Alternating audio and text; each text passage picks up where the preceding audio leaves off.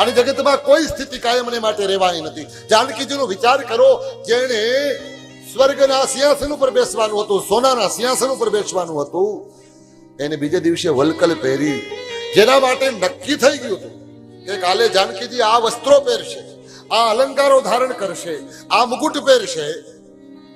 ક્યાં કલ્પના હતી કે વનમાં જવું પડશે.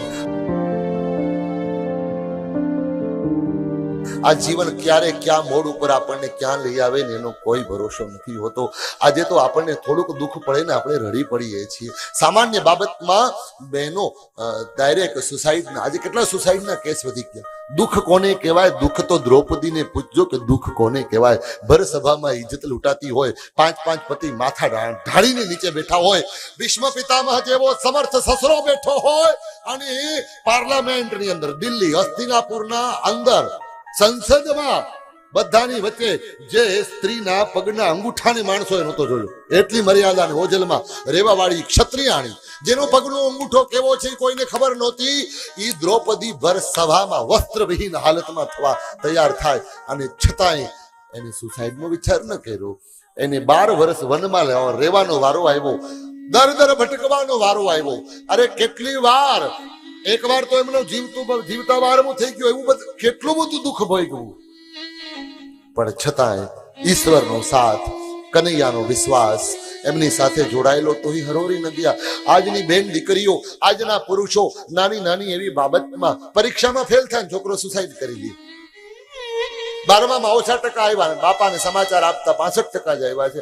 અરે ભાઈ, શું થઈ ગયું? નાપાસ થાવ તો કઈ વાંધો નથી, બીજી વાર પરીક્ષા આપજો, ત્રીજી વાર આપજો, અને નો થાવ તો વાંધો નહીં, રોટલો ભગવાન આપી જ દે, મરવાનું ન હોય કઈ. એમાં નાની એવી બાબતમાં પ્રેમમાં નિષ્ફળ જાય ને દીકરીઓ સુસાઇડ કરી લે. આ જગતમાં મનપસંદ પદાર્થો હોય કે વ્યક્તિ હોય, પુરુષો હોય કે સ્ત્રી હોય, કોઈને કઈ મળ્યું નથી. આ જગતમાં કોમ્પ્રોમાઇઝ કરતા શીખી જાઓ. અને જગતમાં કોઈ સ્થિતિ કાયમને માટે રહેવાની નથી. જાનકીજીનો વિચાર કરો, જેણે સ્વર્ગના સિંહાસન ઉપર બેસવાનું હતું, સોનાના સિંહાસન ઉપર બેસવાનું હતું, એને બીજે દિવસે વલકલ પહેરી, જેના માટે નક્કી થઈ ગયું હતું કે કાલે જાનકીજી આ વસ્ત્રો પહેરશે, આ અલંકારો ધારણ કરશે, આ મુકુટ પહેરશે. ક્યાં કલ્પના હતી કે વનમાં જવું પડશે. અરે છેલ્લે વનમાં 14 વર્ષ વિતાવી આવ્યા. જવા દો, વાત પૂરી થઈ ગઈ. દશરથજીનું વચન હતું, પિતાના વચનને પાળવા માટે થઈ ભગવાન રામ સાથે પત્નીનું ધર્મ નિભાવવા માટે ગયા. પણ લંકામાંથી આવી, લંકામાં અનેક વેદનાઓ ભોગવી, અગ્નિ પરીક્ષા આપી, અયોધ્યામાં આવ્યા પછી તો ગાદીએ નિરાતે બેહવાનું હતું ને. પણ પછી એ વારો આવ્યો નિરાતે બેહવાનો. એક નાની એવી બાબત ઉપરથી વિવાદ થયો, અને ધોબીના વચનો સાંભળીને ભગવતી સીતાનો રામચંદ્રજી ત્યાગ કરે. અને વનમાં જ્યારે સીતાજી હોય છે, ઉદરમાં બાળકો છે. આપણી ભારતીય પરંપરા છે મારા ભાઈ બહેન, કે દીકરીનો પહેલો પ્રસંગ હોય ને ત્યારે બાપના ઘરે હોય, એટલે ત્યાં ભગવાનની કૃપા થવાની હોય, ઠાકોરજીની કૃપાથી કોઈ બાળક આવવાનું હોય, અને પ્રથમ સંતાનની ઉત્પત્તિ એ મા બાપના ઘરે હોય. એ મા બાપના ઘરે જવાના બદલે જાનકી વનમાં એકલા જાય છે, એકલા હોય છે. અહીંયા વાલ્મીકી ઋષિની ઝૂંપડીમાં એકલી સ્ત્રી, એકલી જાનકી બેઠી હોય. એને યાદ નહીં આવતી હોય અવધની, એને ભગવાન રામ નહીં સાંભળતા હોય, એને કેટલું બધું યાદ આવતું હશે. તમે એકલા 4 દિવસ ક્યાંક રહેજો, ખબર પડશે પરિવાર વગર કેટલું અઘરું છે રહેવું. કોઈ ઓળખીતો નહીં, કોઈ માણસ નહીં વાત કરવા. વાલ્મીકીજી ઋષિની સાથે સત્સંગ થાય.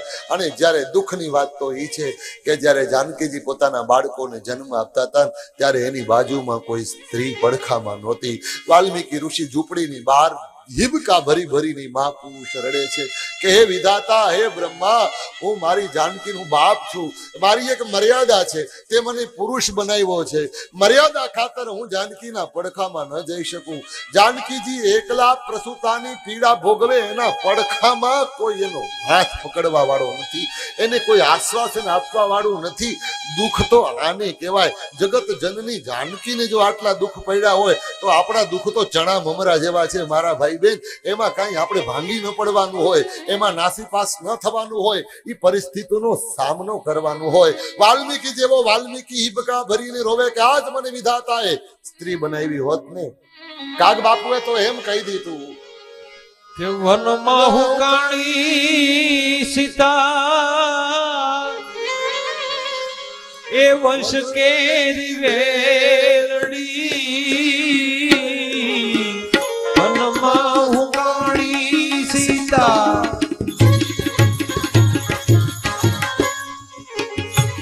વંશ કેરી વેલડી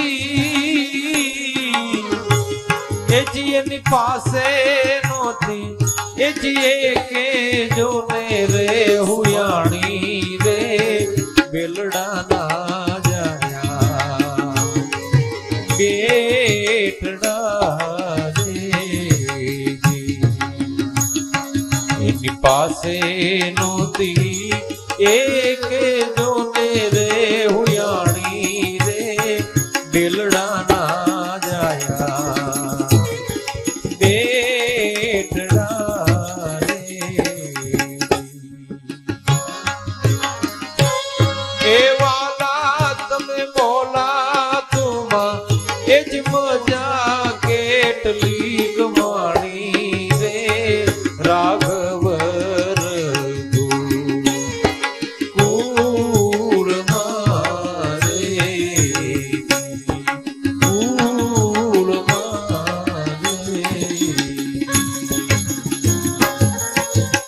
આ પરિસ્થિતિ ગમે એવી પરિસ્થિતિ આવે જીવનમાં રિલેક્સ થઈ જાઓ.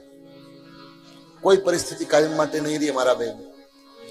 કોઈ પરિસ્થિતિ આ જગતમાં કાયમ રહેવાની નથી. પરિવર્તિત થશે, સમય બદલાશે, વાયુ ફૂંકાશે, કંઈક નવી સૂચના આવશે. ધીરજ ધરો. ધીરજ બહુ મોટી વસ્તુ છે. એકદમ તમે આવેશમાં આવીને કોઈ ખોટું પગલું ન ભરો.